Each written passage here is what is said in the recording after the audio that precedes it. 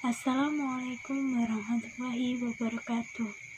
Hari ini kita akan membahas tentang Tauhid Islam berdasarkan surat Al-Ikhlas.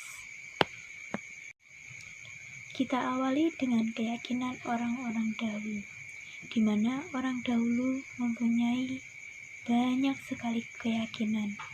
Yang pertama adalah animisme, di mana orang-orang percaya akan roh-roh.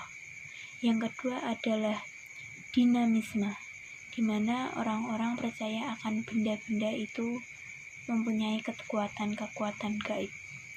Yang ketiga adalah politisme. Politisme adalah orang-orang percaya akan Tuhan itu banyak. Semakin banyak Tuhan, maka mereka percaya akan dipermudahkan dalam mencapai surga-surga Tuhan tersebut. Yang terakhir adalah monoteisme, di mana Tuhan itu hanya ada satu, yaitu Allah Subhanahu wa Ta'ala. Pada zaman dahulu, sebelum datangnya Nabi Muhammad SAW, terdapat berbagai banyak berhala yang ada di Mekah. Totalnya sekitar ada 365 jenis berhala yang terbuat dari perak, emas, perunggu, kayu, dan sebagainya. Orang-orang di sana melakukan persembahan berhala itu sesuai dengan kemampuan yang mereka punyai atau harta yang mereka punyai. Seperti halnya jika orang kaya, maka berhala yang dimiliki adalah berhala dari emas ataupun perunggu gitu. Mereka mempercayai akan adanya politisme, di mana banyak Tuhan, maka akan terdapat semakin banyak bantuan menuju surganya. Kemudian datanglah Nabi Muhammad SAW untuk mengajak para umat manusia menyembah Allah Subhanahu wa Ta'ala. Dahulu Nabi Muhammad beribadah menghadap ke Ka'bah. Karena menghadap ke Ka'bah tersebut, orang-orang kafir penasaran, siapakah Tuhan Muhammad itu sebenarnya? Lalu mereka bertanya kepada Nabi Muhammad SAW, "Wahai Muhammad, apakah Tuhanmu sebenarnya? Apakah Tuhanmu sama seperti Tuhan-Tuhan kami?" Akan tetapi, Nabi Muhammad tidak langsung menjawab pertanyaan tersebut. Nabi Muhammad menunggu wahyu dari Allah. Maka turunlah surat Al-Ikhlas, di mana ayat pertama menyebutkan bahwa Qul huwallahu ahad, yang artinya adalah Allah itu Maha Esa. Nah, dari ayat tersebut ditegaskan maka Allah itu Esa. Dan ayat kedua yang menerangkan tentang Allahu Somad.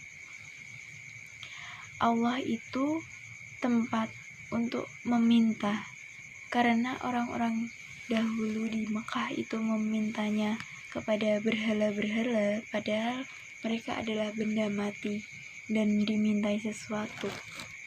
Maka Nabi Muhammad menegaskan dengan turunnya ayat kedua, yaitu Qul huwallahu ahad Allahu somad.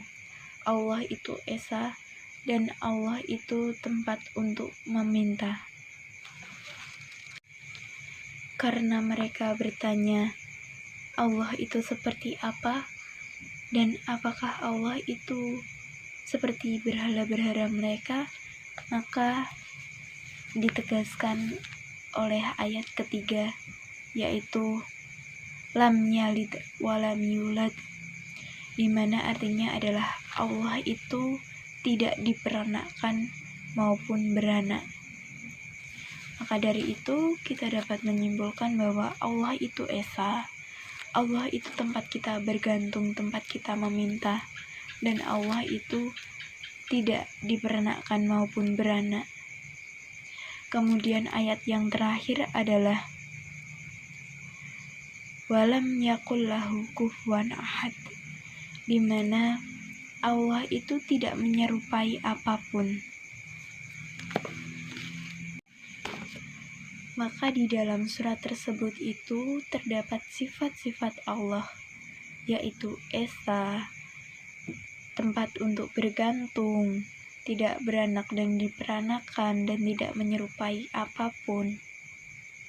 Dan itu adalah alasan kenapa dinamakan surat Al-Ikhlas, di mana ikhlas itu berasal dari khalas, yaitu bersih atau suci, di mana sifat-sifat Allah itu bersih dan juga suci murni.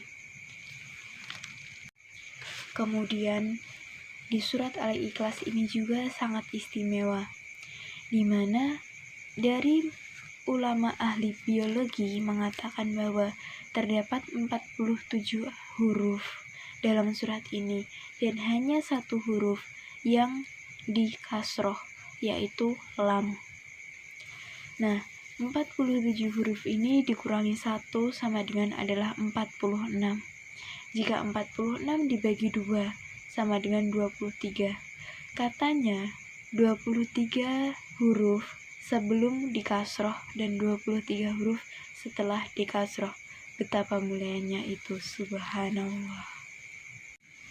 Kemudian dahulu kala terdapat seorang sahabat yang beliau itu dalam sholatnya selalu membaca surat Al-Ikhlas, sedangkan Nabi Muhammad saja tidak menyarankan hal tersebut. Akan tetapi sahabat tersebut sering membaca surat tersebut. Suatu ketika terdapat seorang temannya yang bertanya, "Mengapa engkau membaca surat Al-Ikhlas tersebut setiap sholatmu?"